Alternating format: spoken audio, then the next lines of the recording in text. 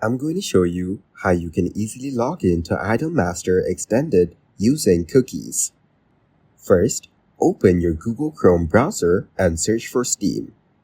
Now click on the first link in the search results to go to the Steam website.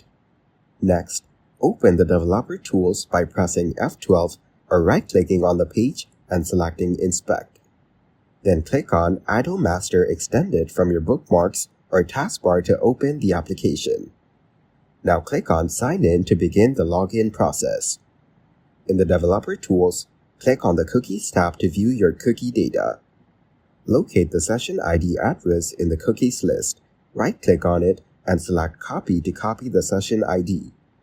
Now return to HowToMaster Extended and paste the session ID into the designated session ID area. Next, you will need the Steam Login Secure. Copy this value from the cookies in the Developer Tools. Then paste the Steam Login Secure value in the appropriate field in HowToMaster Extended. Finally, click on Update to log in to your account. You should now be successfully logged in to HowToMaster Extended.